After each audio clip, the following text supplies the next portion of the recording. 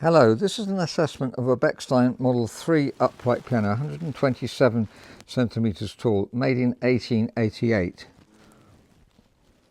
The casework is in reasonable condition, not very much damage to the veneer at all. You can see the beautiful rosewood grain here. There are some scratches on the top, so obviously we could repolish the whole piano. You can see where they've taken the sconces off. That's a bit on the light side. If you rub this down, by the way, rosewood, it goes very dark, so you have to be sort of careful of that if you're going to rub it down at all. And the other side is a little bit better matched in. Again, we could try and match it in a little bit better, but once you start on the case, it obviously encouraged to do the whole thing. It is in good condition, reasonable, as I say, so obviously it's an expensive job to French polish. That's a beautiful inlay, isn't it? And they do have inlay, lots of them, on the front panels of this age of piano. Looking down the side, again, it's in reasonably good condition. And there's the other side, so it's a little bit faded and certainly would be improved with repolishing. The back of the piano is metal gauze. That's very common for this age of piano. There's a few dents. It doesn't really matter. Modern pianos don't have a gauze on the back or cloth as they often had in the old ones, because there's no real need. In the old days when there was lots of dust and no hoovers, then that was probably more important. Now, looking at the pedals, you can see the right hand one, which is a sustain, is always used a lot more than the left, which is a half blow and hardly used. On a grand, that moves the action sideways, but it doesn't do that on an upright. Just moves the hammers forward, so it's not used at all hardly. And you can see sometimes that's quite worn on the right hand pedal. This is just, you can see the colours change, but not really too worn. And beautiful veneer down the bottom panel too. The music desk surprised me a bit. Normally there's a swing desk that swings out here and you can see where it's faded, not faded where the desk has been. We got one in stock like that, and you can see this is the typical modern style, but that's less common on the old pianos. Sometimes you have this and the swing out one. It's got 88 keys, as Model 3, 2 and 1 of the older ones pre-1902 do have. Models 4 and 5 have 85 keys up to here. So this is a full-size keyboard, like a modern keyboard. And you can see some of the ivories have come off and been stuck back on. And the one missing there isn't actually missing. It's been kept and it's been taped to the side there. It's important to keep the old ivories because it's really difficult to match. We have got several spares. You can actually replace the ivories. It's very common these days. You have to have a certificate to sell pianos with ivory keys. Sometimes, very often, they're replaced these days. If you are in the trade and would like to have a business replacing ivory keys, you could find there's more and more work actually. So that's useful. This one isn't actually the original key, as you can see. It's too short. So we probably be able to find one that matches a bit better than that. It's got tied action, by the way. Older, the pre-1902 generally has a tied action, so that means the top is tied to the bottom. You have to pull this out if you want to take them apart, whereas normally nowadays you have capstans and the top part comes off easily. This is a rocker system rather than capstans, which is a bit harder to regulate. And the tapes here, they have been replaced, although the hammers and the tapes have been replaced on this piano. If we look at the hammers, they're not original hammers. Original Bechstein hammers wouldn't have an undercovering. I think I'm right in saying all of the Bechsteins of this age don't have an undercovering.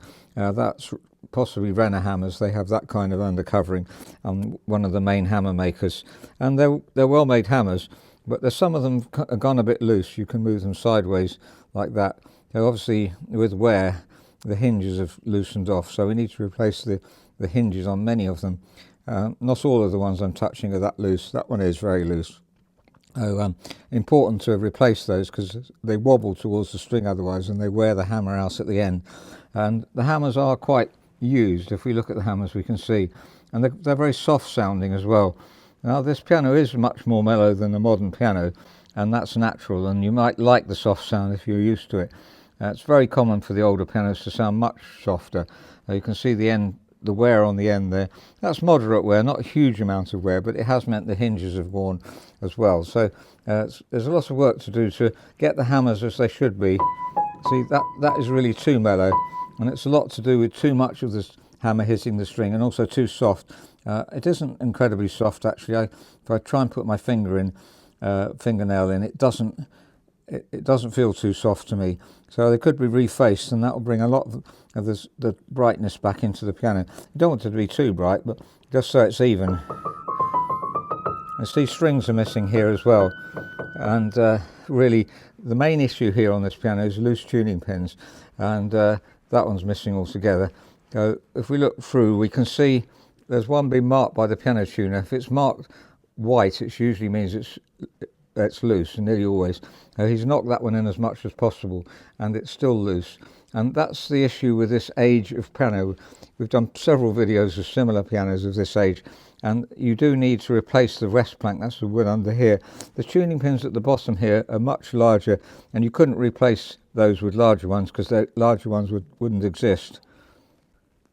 Now, when a piano's been restrung, and this one has been restrung at some stage, and new tapes, and probably at the same time, I would guess 1930s probably, but I'm not really certain about that.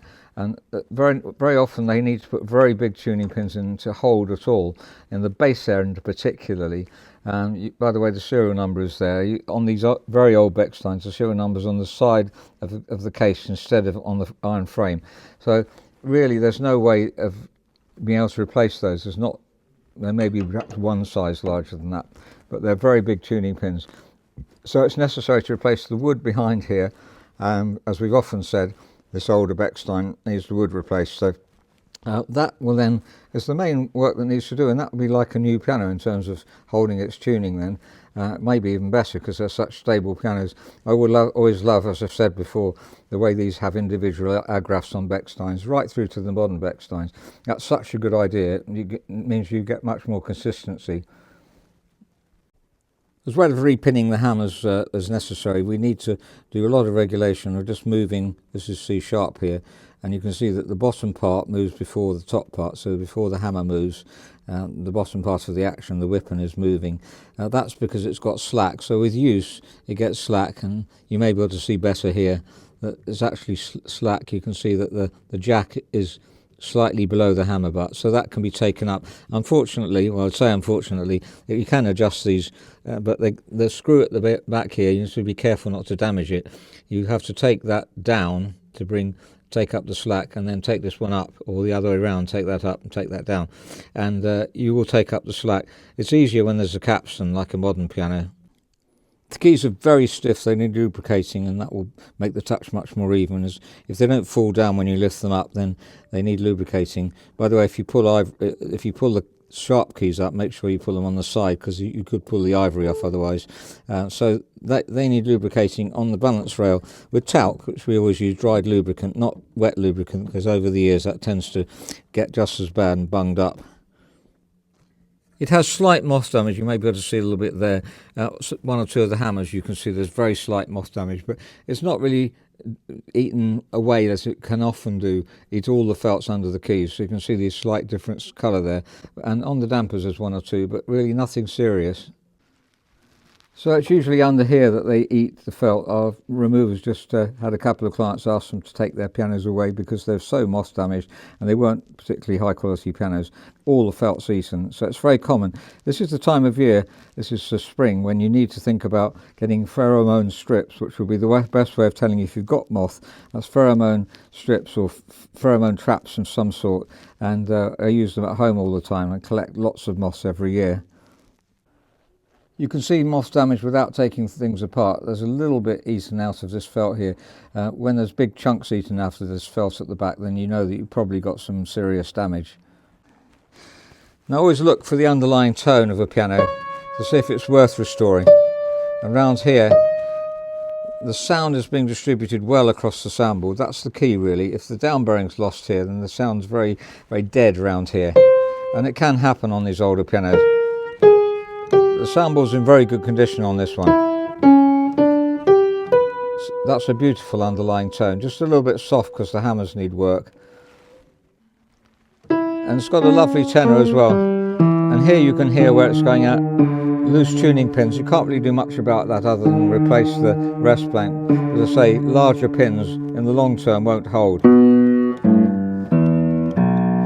a lush bass, with new strings that'll be even lusher. This is a fine piano with a warm underlying tone and will restore really well. Replacing the rest plank is absolutely essential, which means you're going to replace the strings, the tuning pins and so on, like a new piano then. And the soundboard is in extremely good condition anyway. Recentering hammers, that's the hinges and the hammers as necessary, probably about a third of them I would think, and reconditioning or replacing the ivories, that's a choice to make. These days a lot of people do choose to have them replaced, but these are in reasonable good condition. Last of all, the weighting, up weight 32, we measure that because it can't be less than 20 really to get enough repetition. So 50 grams down weight, you could lower that to 45 and you still would have enough up weight. So if you did want the piano lighter than average, normally 50 is the normal, but if you want a light touch then you could down to 44 like middle C is here, 47 sorry, and so on. You can see that one there is a bit low up weight, so, well, it's already low down weight, so it wouldn't be a problem.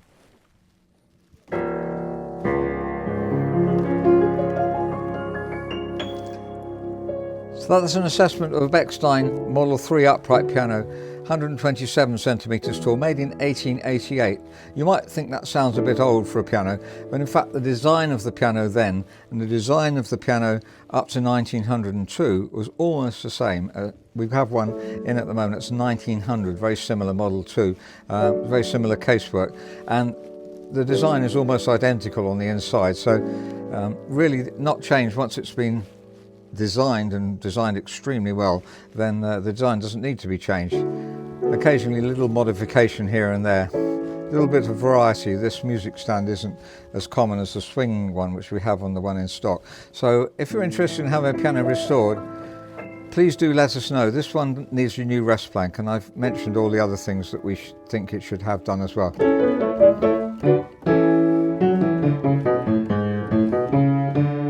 It's out of tune here because of the loose tuning pins, so there's no way round that. You have to replace the rest plank really. So thank you very much for listening. Do write to robertspianos@gmail.com if you'd like a piano assessed and restored. Maybe if you're moving it from A to B and want us to assess it in transit, then that's something we often do.